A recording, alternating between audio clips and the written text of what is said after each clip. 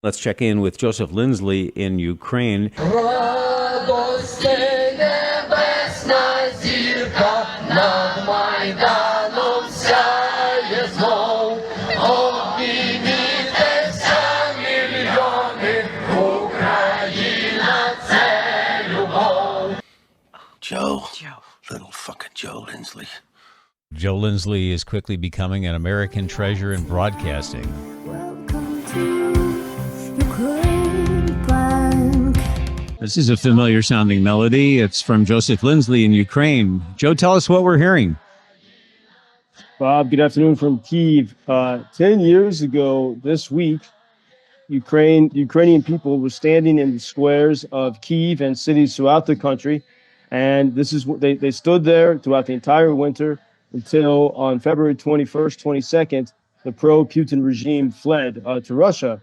And what we're listening to right now is from really the beginning of what became known as the Revolution of Dignity, or the Maidan Revolution.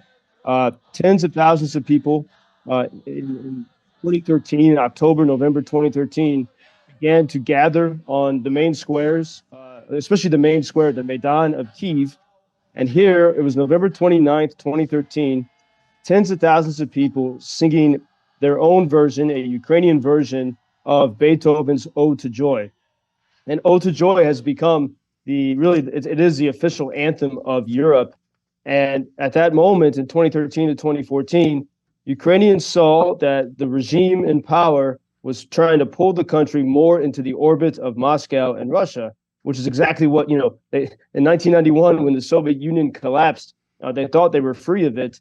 And they saw this was their chance to stand for freedom. And the next day after these people were gathered singing, the secret police at the time, which was an apparatus of the pro-Putin regime, began to attack people in the main square in Maidan, not far from where I'm talking to you right now. And the police brutally attacked people. Soon they'd start to kill some of the protesters. And I was talking yesterday with a friend who was there on this day when we can hear the singing, and then the following day. And my friend said that almost everyone there realized at that point, if they stayed in that square, if they refused to leave, no matter what, the regime would fall. The Yanukovych would flee to Russia. But they also all felt this sort of scary sense that they might get some freedom for a few years, but that war with Russia would be inevitable. They knew that that they could stand up to that regime in Moscow. They could stand up to the Moscow regime in Kyiv, but that Russia would never forget that. And that war would begin. And if you can watch this video, for example, on YouTube, you can see all different ages, men and women, young and old, singing with such joy there on November 29th, 2013. By February of 2014, Ukraine would have its freedom, but within weeks, Putin moved to take Crimea, and there was a long, sort of slow, oftentimes quiet war for 8 years until now, this full-scale invasion. And as I look at those Ukrainians who were there in the square in those days, and as I think of everyone around me now, we've had so many tributes to Navalny, to the Russian dissident, over the weekend, and he was very brave. He came back to Russia knowing what he was going to face. I read a glowing tribute to him from Barry Weiss, an American journalist.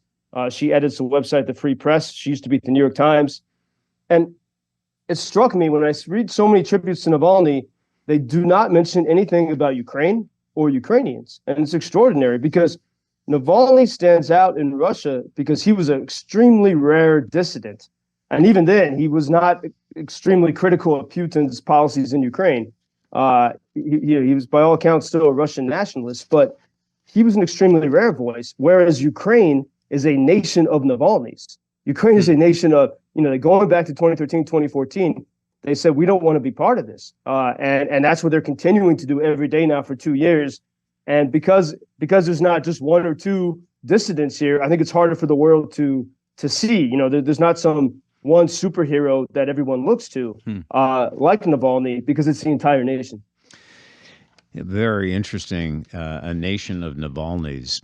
And this will interest you, Joseph. An email from one of our listeners. A couple of nights ago, Matt Damon appeared on Stephen Colbert to promote his new documentary, Kiss the Future. It's the story of how the people of Sarajevo used music to strengthen their resolve during the invasion. Sounds like what Joseph tells us the Ukrainians are doing. Maybe through your connections, you can let Matt Damon know about Joseph's stories and that what the people of Sarajevo did, the people of Ukraine are doing today. Thank you for bringing Joseph's reports to us. Keep up the good work. Fondly, Linda. Interesting, huh? Linda, thanks for that. I was unaware of that. And, here's where, it's great that they're telling that story of Sarajevo, but we are in this clear and present danger right now where, and support is, we're starting to lose, Ukraine is starting to lose support as we look, in many places in the U.S.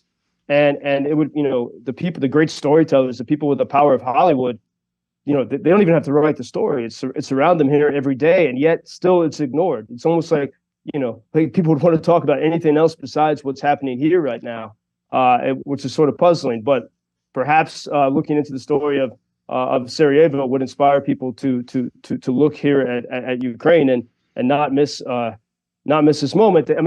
Many European countries are starting to realize that this could get worse than anyone could imagine. In fact, the small kingdom of Denmark announced a couple of days ago that they're going to give all of their artillery to Ukraine because they realize if you give it to Ukraine, you can keep the war away from their country in Europe. And so some countries in Europe are realizing this, but meanwhile, it's of course, far away in America, it's a different story. And Bob, I don't know if you wanted to share. Your producer sent me the feedback from someone critical of my comments about President Biden last week. I don't know if you wanted to discuss that or not, but I made comments about the White House's policy on Ukraine and how President Biden was talking about Super Bowl, at the Super Bowl, they had a video from the White House talking about ice cream. And, the listener was upset. They thought I was being a bit disrespectful and unfair. And here's a tricky thing is that, Ukraine cannot criticize Washington at all, right? Because they need every bit of support they can get. But it's clear after 2 years that the White House, even if you look at the words of National Security Advisor Jake Sullivan, he had for example, a story in Foreign Affairs the last November. He continues to use the word defensive and never offensive. And so there's no interest after 2 years in giving Ukraine what they need to go on the offensive to stop Russia from the United States. There is for example, in London, the British government has given Ukraine weapons and given them permission to go on the offensive. Washington has not done that. And the Russians know very well that that Ukrainians can't criticize Washington at all. And then, you have the usual political operatives. So, Republicans, sort of MAGA operatives, are sort of trying to convince Americans that the Biden administration is giving too much money to Ukraine, which is not true. They're actually they're being inaccurate about what the Biden administration is actually doing and claiming that it's much more money coming here and that it's being lost or stolen when most of that money is actually being invested in American defense industry. And then on the other hand, the hardcore partisans of the president are trying to convince anyone, if you criticize the White House, you might as well be a Trumpist. And the Russians, I think, love this because as long as we can't have a real discussion in between the polar opposites, we'll never be able to sort of really focus and figure out a solution here. And I think as I thought about it, I think Putin, in many ways, is scaring the Democrats. They're afraid of Russia's red lines. They want to, in their hearts, help Ukraine, but they in practice they won't send the weapons. They won't send weapons they think will anger Putin too much. And meanwhile, Putin's also fooling the Republicans. He's convincing the Republicans that Ukraine is the opposite of what it is. Ukraine is this nation of faith, family, freedom, and Republicans think the opposite. And so Putin is playing this extremely well. And by the way, in that Super Bowl spot that President Biden made, sitting next, he was talking about, instead of the great wars that are engulfing the world, I was talking about how the sizes of snack containers are getting bigger, but the snacks within are getting smaller. This is what the President of the United States chose to make a big issue. And very tellingly, right next to him in this video that was on TikTok was a package of Oreos. And the company that makes Oreos, despite the White House's talk of sanctions, is continuing to do business in Russia. And so this shows actually in this dire and serious time, a great sense of frivolity and unseriousness about the threats we face. And so I think it's, I'm going to report that while I'm here with missiles falling down around me. Yes, I wanted you to see that email. For the record, we do get 10 positive comments, texts, and messages about you for every one that is negative. But it does reflect the debate going on here, and I'm sure you can understand that, Joseph. And we hope that Ukrainians can prevail and sing Ode to Joy when peace comes and democracy prevails.